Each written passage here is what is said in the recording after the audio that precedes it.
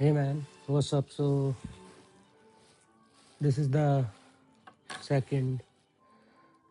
or I should say, episode 0 कॉन्सेप्चुअलिज्म ये नाम मैंने दिया है। तो ये वीडियो है जो सबसे पहली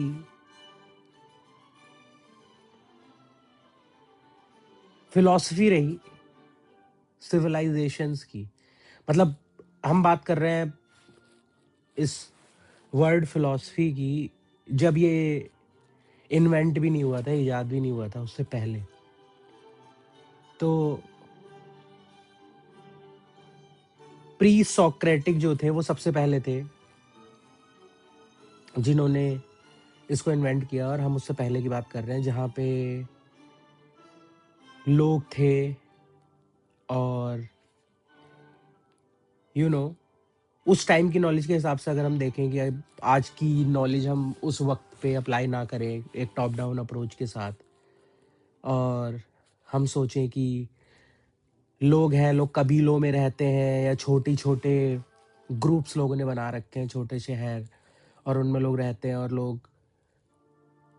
तूफानों को देखते हैं, बारिश को देखते हैं, बिजली को गिरते हुए देखते हैं, नदियों को देखते हैं, बाढ़ को देखते हैं, और ये सारी जो नेचुरल डिजास्टर है, प्राकृतिक आपदाएं, इन्हें देखते हैं। और उसके बाद वो इनका नुकसान देखते हैं, लेकिन वो इसके लिए कुछ कर नहीं सकते। तो फिर वो क्या करें? यू नो उनके लिए, क्योंकि आज तो हमारे पास इन सारी चीज़ों के लिए नाम है, बट उनके लिए जिनके पास किसी भी चीज़ के लिए कोई नाम नहीं है, क्योंकि हम उससे पहले की बात करें जहाँ पे सारी नॉलेज थी नहीं, कोई सब्जेक्ट नहीं, कोई कुछ भी नहीं। और अब वो लोग जब चीज़ों को देखते हैं और वो मतलब कितना ज़्यादा कमज़ोर कहें या क्या सही शब्द होगा, महसूस करेंगे, लाचार या अनकंट्रोल, बेसिकली जो उनके कंट्रोल से बाहर है, सारे नेचुरल डिजास्टर्स। और यानी सन को देख रहे हैं या मून को देख रहे हैं या स्टार्स को देख रहे हैं, स्काई को देख रहे हैं, या कुछ भी चीज़ है, ये सारी चीज़ें। तो अब वो किस तरीके से इन्हें समझे और किस तरीके से इन्हें कंट्रोल करें, क्योंकि इंसान को बेसिकली एक इंटेलिजेंट स्पीशीज माना जाता है, इसलिए क्योंकि वो चीज़ों को अपने एक्शंस के थ्रू कंट्रोल करने के लिए प्लान डिवाइस कर सकता है अपने माइंड में, जो उसकी इंटेलिजेंस को दर्शाता है। यानी कि वो इनपुट लेता है, उसे प्रोसेस करता है, और उस प्रोसेसिंग के बेस पे एक आउटपुट क्रिएट करता है, और उस आउटपुट के बेसिस पे हम अपनी कमांड्स इशू करते हैं, तो जो सिनेरियो है उसे चेंज किया जा सके हमारी जो ज़रूरत है उसके हिसाब से। तो इसके लिए अब वो लोग क्या करते, क्योंकि उस टाइम के लोगों को ज़्यादा तो पता नहीं है, उस टाइम के लोगों को सिर्फ इतना पता है कि ह्यूमंस होते हैं, और यानी किस तरीके से फैमिलीज बनती हैं, किस तरीके से रिलेशनशिप्स वर्क करते हैं, और क्या क्या चीज़ होती है, सारी चीज़ें। सो बेसिकली वो नेचर का एंथ्रोमॉर्फिसाइजेशन कर देते हैं, जैसे हिंदी में बोलते हैं मानवीकरण। मतलब कि इस नेचर पे जो हमारी इंसानी सोच है, इंसानी रिश्ते नाते, और हम किस तरीके से चीज़ों के बारे में सोचते हैं, किस तरीके से चीज़ों को देखते हैं, उन सबको अप्लाई कर दिया जाए। और उसके बाद वो ये कहते हैं कि ये जो हम देख रहे हैं, ये जो सन है, ये जो मून है, ये जो बिजली कड़क रही है, ये जो नदी है, ये जो पानी है, ये सब अलग अलग लोग हैं, यानी ह्यूमनॉइड बॉडी इंसानों की तरह, लेकिन इनके पास सुपर पावर्स हैं, और ये इन सारी चीज़ों को कंट्रोल करते हैं। और ये मेल है, ये फीमेल है, और इनके पास ये सुपर पावर्स हैं, तो ये गॉड्स हैं, और इनकी अपनी फैमिलीज हैं, इनके अपने बच्चे भी हैं। तो बेसिकली जो इंसानियत के लेवल पे उस टाइम के जो हम समझ सके, और जिसके लिए कोई भी आपको ज़्यादा बड़ी नॉलेज नहीं चाहिए, कोई ज़्यादा दिमाग नहीं मारना किसी चीज़ के ऊपर, सिंपल, बिल्कुल जैसे आप अपने घर में देखते हो माँ बाप है और बच्चे हैं, वैसे ही ये गॉड्स भी हैं। इनमें ये माँ बाप हैं, ये बच्चे हैं, इनके रिश्तेदार हैं, ये दोस्त हैं, ये आपस में जाते हैं, चीज़ें करते हैं, जिसके पास इनके पास सुपर पावर्स और इनके ये नाम है, तो ये इन चीज़ों को कंट्रोल करते हैं। और हम जब इन्हें दुखी कर देते थे हमें सजा देते हैं, और अब जब हम इन्हें खुश कर देते हैं तो ये अपनी चीज़ें वापस ले लेते हैं। और फिर यहाँ से हमें मिलता है कॉन्सेप्ट गॉड्स का, कि किस तरीके से इंसानों ने गॉड्स को बनाया, और उसके बाद उनकी कहानियां लिख दी, और उसके बाद कि इस कॉन्सेप्ट के थ्रू बेसिकली ह्यूमन ब्रेन के अंदर कॉन्सेप्ट एग्जिस्ट करते हैं, हम जिस चीज को लेके उसके अराउंड एक आइडिया क्रिएट कर देते हैं, that's what is called a concept, जो मैंने अभी आपको बताई पूरी कहानी। तो वो हमने अपने दिमाग के अंदर बनाया, फिर उसे पास करना शुरू कर दिया,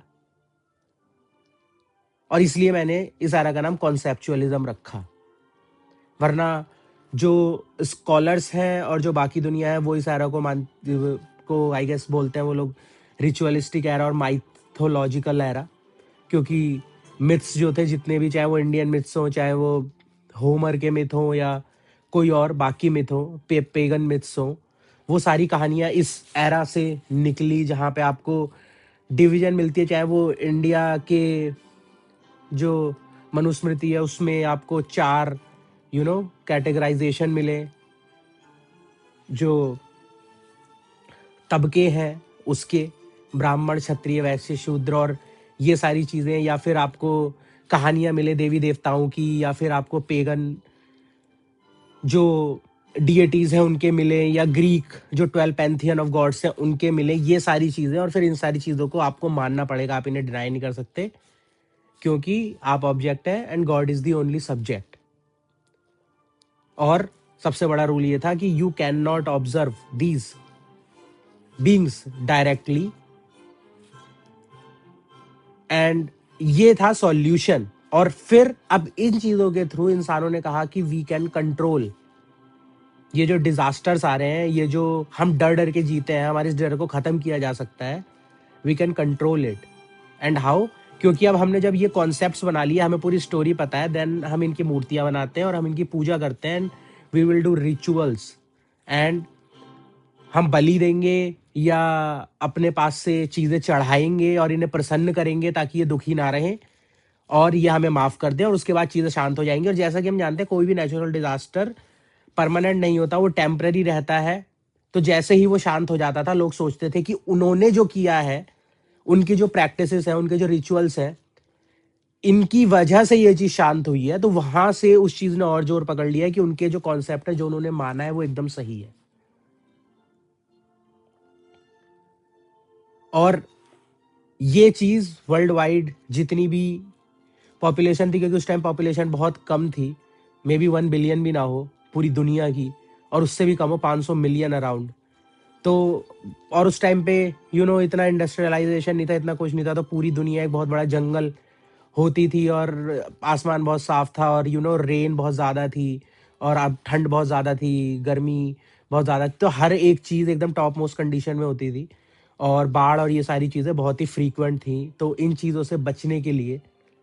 ये सारी चीज़ें बहुत ज़रूरी थी। और एक बार जब आप इन चीज़ों पे मानना शुरू कर देते हैं, तो यहाँ से ये ritual, myths, gods and all this takes place, और यहाँ से शुरुआत होती है।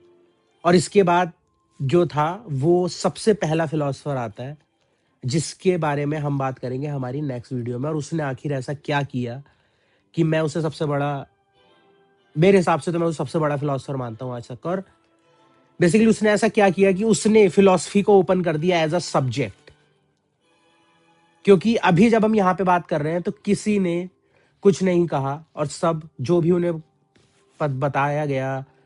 जो भी स्टोरीज उन्हें सुनाई गई, या जो भी ट्रेडिशंस और कल्चर्स उन्हें मिले वर्ल्ड वाइड, सब उन्हें फॉलो कर रहे थे। लेकिन वेस्टर्न थॉट्स की लाइन में, प्री सोक्रेटिक में, जो सबसे पहला प्री सोक्रेटिक फिलोसफर जिसे बोला जाता है, उसने ऐसा क्या डिफरेंट किया? सिर्फ एक सवाल जो उसने पूछा, जिसने सब कुछ बदल के रख दिया। और उसके उस सवाल से ही आज जो हमारे पास है, हमारे सारे सब्जेक्ट्स, हमारी सारी नॉलेज, ये सब कुछ उसके उस एक सवाल से निकला। क्योंकि उसके बाद जो लोगों, जितने भी लोग आए, उन सब ने उसको आंसर दिया और आज तक दे रहे हैं। भले ही वो लोग इस बात को माने या ना माने, या वो इस बात को जानते हो या ना जानते हो, लेकिन जितना मैं जानता हूं उसके हिसाब से मैं यही बात बोलूंगा कि आज भी सब उस इंसान के उस पूछे हुए सवाल का जवाब देने की कोशिश कर रहे हैं, पूरी दुनिया, हर एक सब्जेक्ट। तो ये थी पहली वीडियो, एपिसोड 0 कॉन्सेप्चुअलिज्म, और इसके बाद हम चलेंगे episode 1 and one of my heroes, the first philosopher in Mankind. Stay tuned.